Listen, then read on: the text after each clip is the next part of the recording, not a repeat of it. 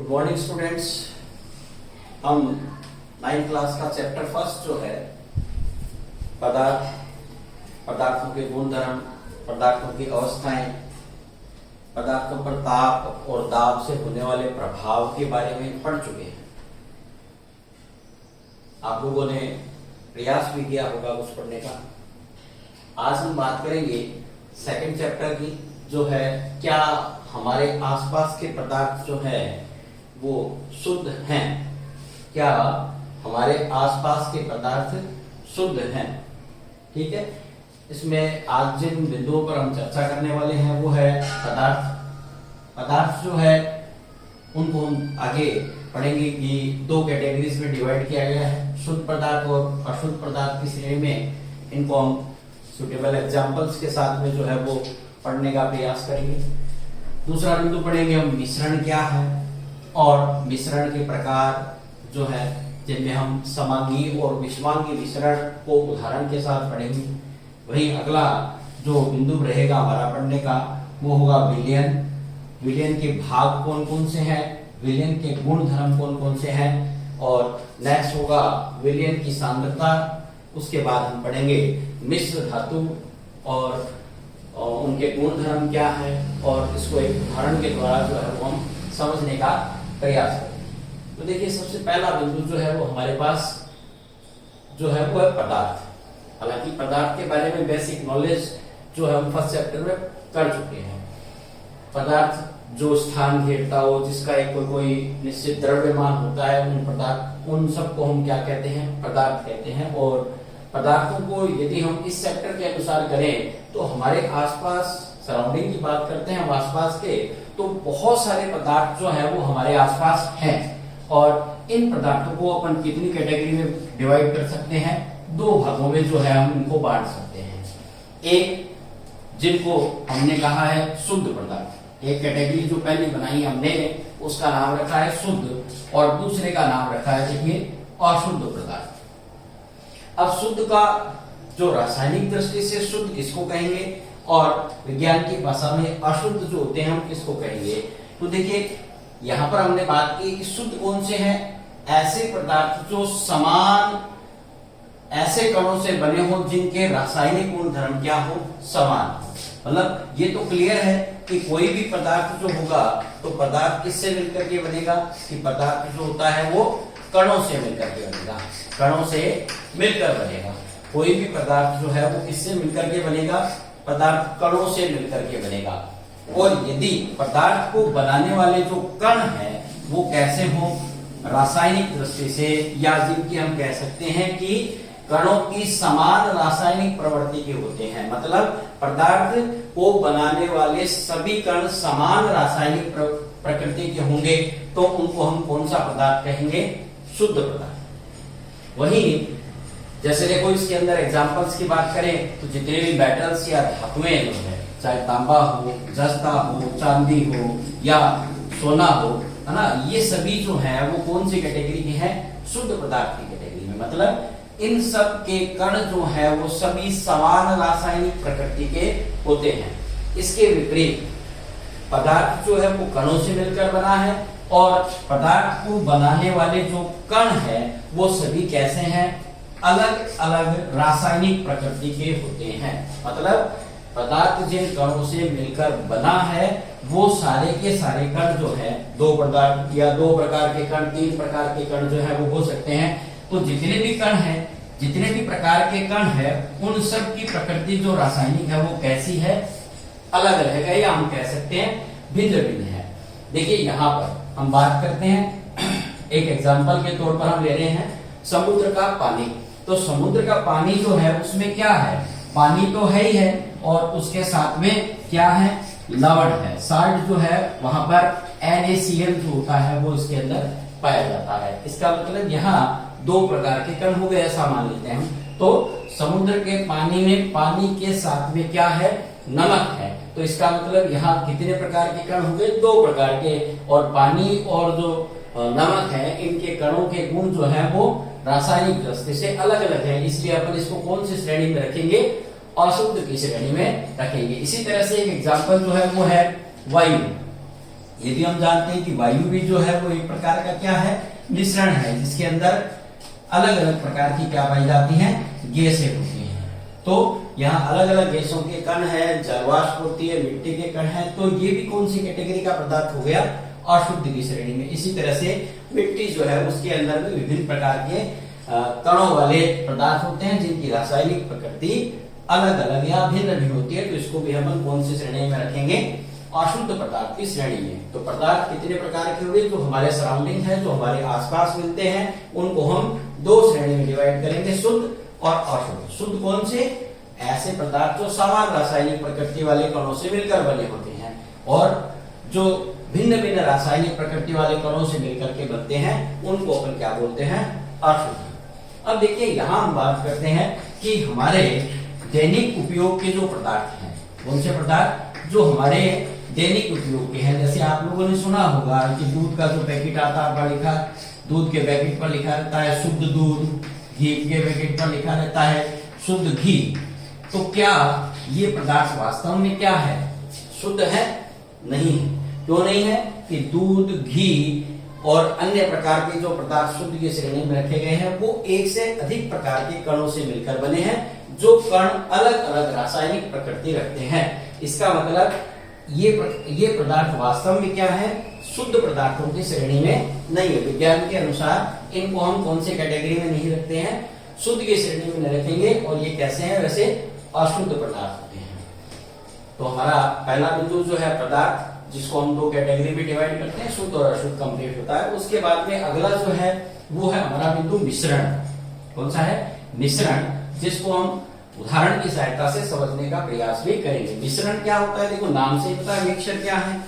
जब दो या दो से अधिक पदार्थ आपस में क्या हो जाते हैं, मिल जाते हैं। लेकिन यहाँ ध्यान क्या रखना है, इंपॉर्टेंट बात क्या है, ये किसी भी अनुपात में मिल सकते हैं। किसी भी अनुपात का मतलब है एक पदार्थ बहुत थोड़ा से लेकर के दूसरा बहुत ज्यादा हो सकता है, दोनों बराबर मात्रा में हो सकते हैं, एक कम मात्रा में और दूसरा अधिक मात्रा में हो सकता है। तो मिश्रण क्या है, दो या दो से अधिक पदार्थों का ऐसा मेल या मिला रूप जो जिसमें अव्यय घटक किसी भी अनुपात में मिलते हैं, वो क्या कहलाता है, मिश्रण कहलाता है। दो या दो से अधिक पदार्थ किसी भी अनुपात में मिलकर के और क्या बनाते हैं, मिश्रण बनाते हैं।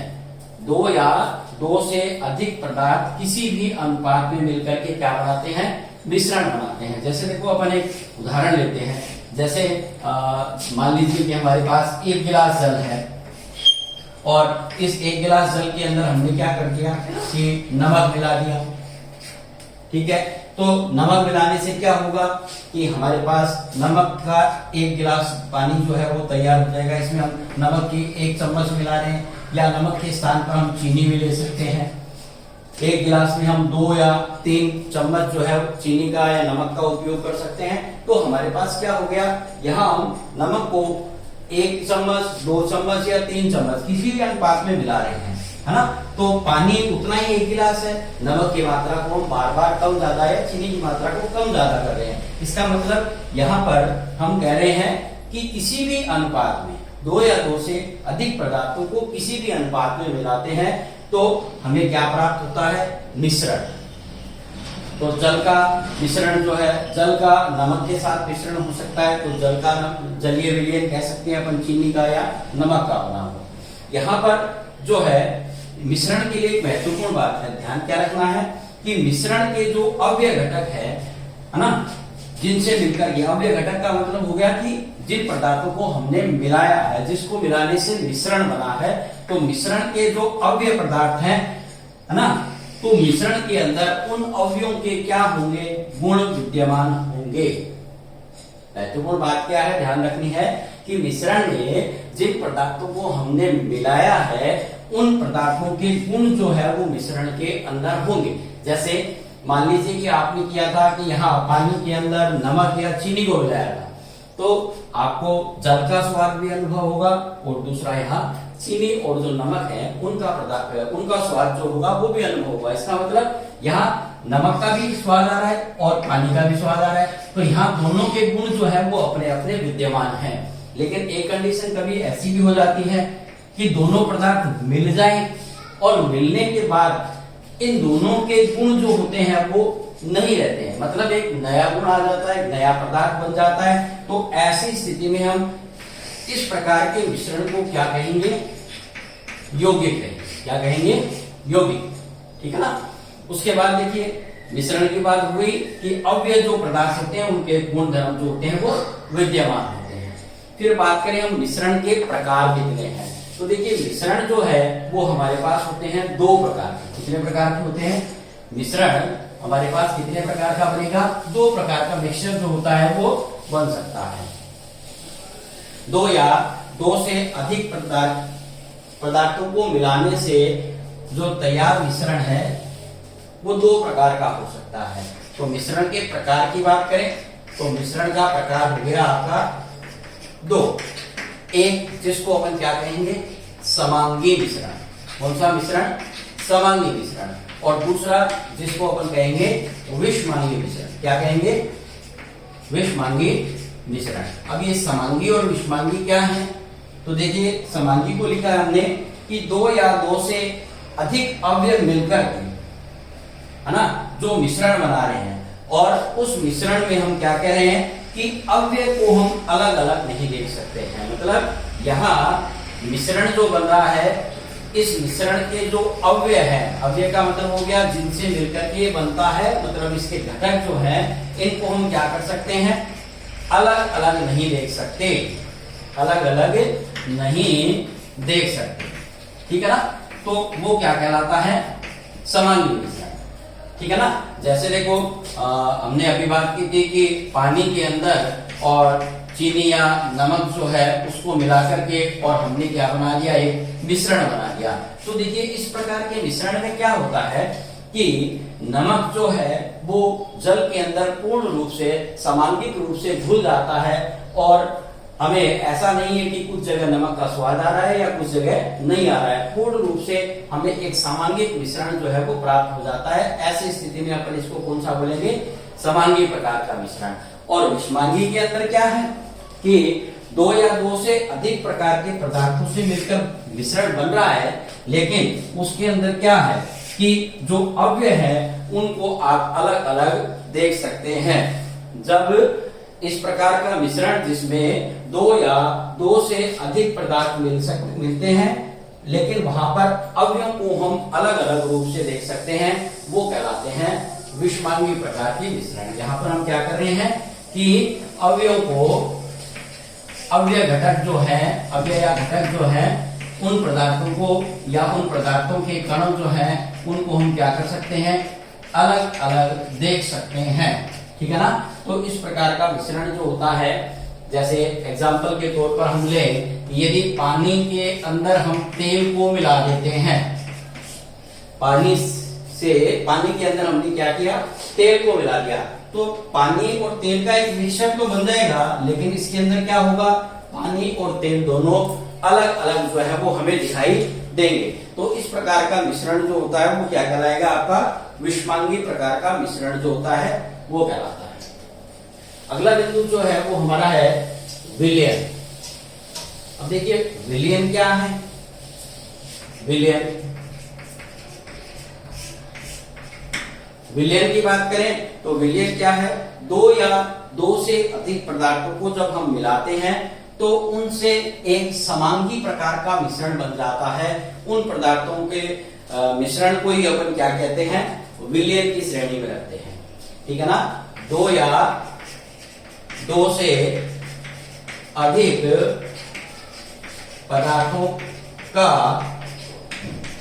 समांगी मिश्रण जो होता है, समांगी मिश्रण वो क्या कहलाता है? मिश्रण विलयन कहलाता है। क्या कहलाता है? दो या दो से अधिक पदार्थों को यदि अपन मिला दें और उनसे बनने वाला एक समांगी मिश्रण जो होता है, इसका मतलब विलयन किस प्रकार का मिश्रण है?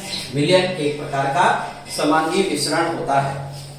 विलयन जो है वो ठोस का भी बन सकता है, विलयन जो है वो द्रव्य का भी बन सकता है, विलयन जो है वो गैसों का भी बन सकता है। इसका मतलब विलयन जो है वो ठोस, द्रव्य और गैस तीनों प्रकार के बन सकते हैं।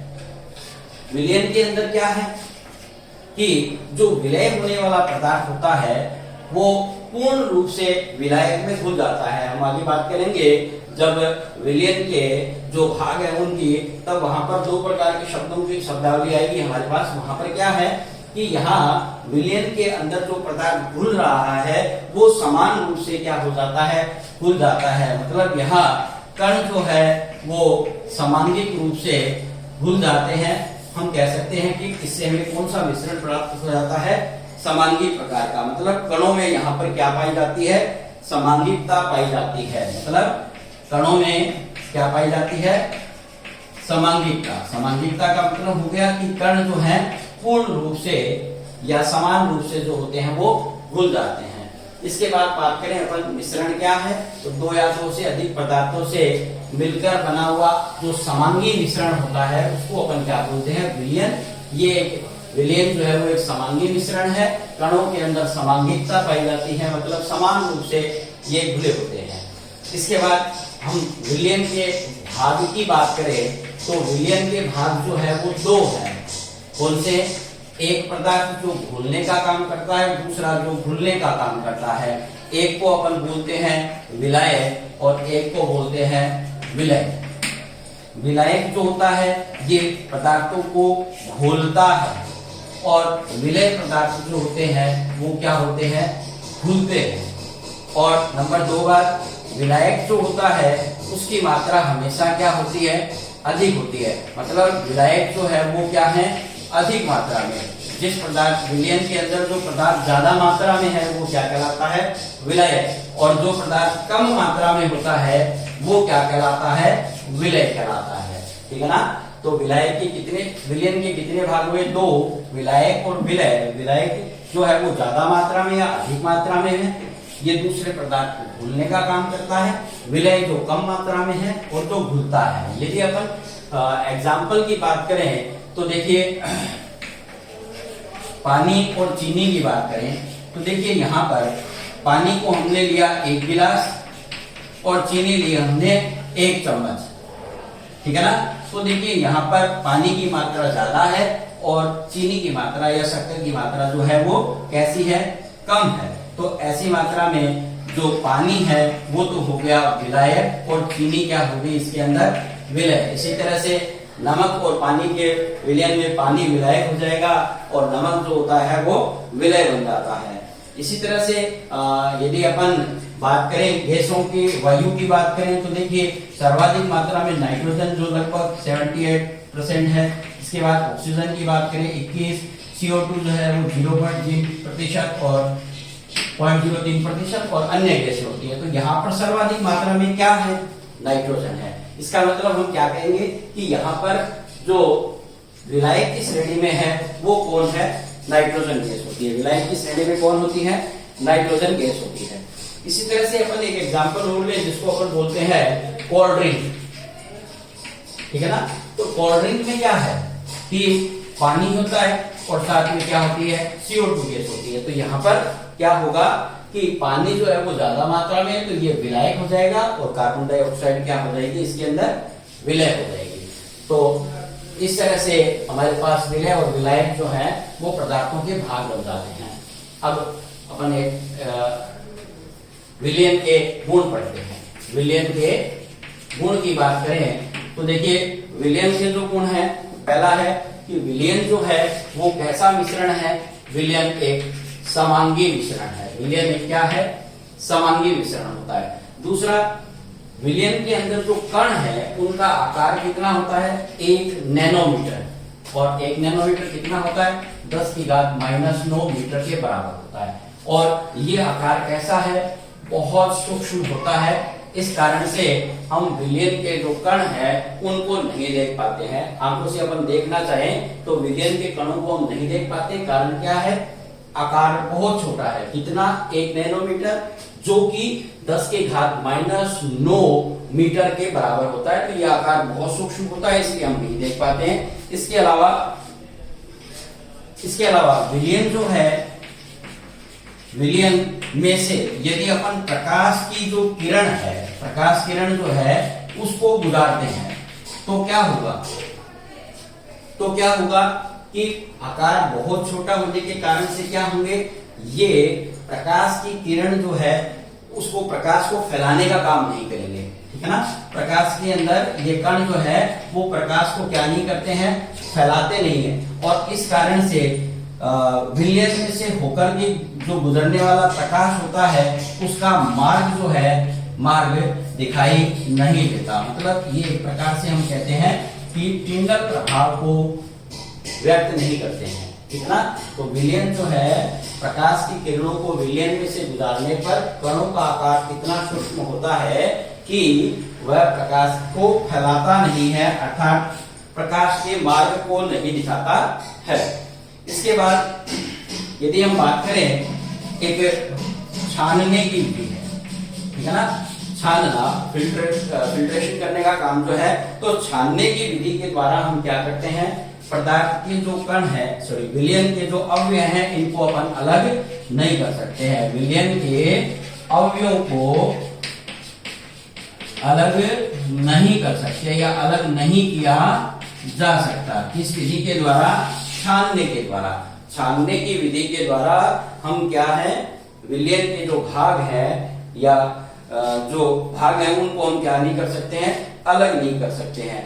इसके अलावा विलयन जो है वो कैसा होता है, तो विलयन स्थायी होता है। इसका मतलब क्या है, स्थायी से मतलब है कि उस समय तक यदि विलयन को शांत छोड़ दिया जाता है, विलयन को शांत छोड़ा जाता है, तो ऐसा नहीं है कि विलय पदार्थ जो होता है उसके कण विलायक से अलग होकर के और पात्र के केंद्र में इकट्ठे हो जाए। जैसे देखो, बात करें पानी के अंदर यदि मिट्टी को मिला देते हैं तो उस समय तक यदि पानी को स्थिर छोड़ा जाता है तो ऐसे में मिट्टी के कण जो होते हैं वो पात्र के अंदर नीचे बैठ जाते हैं।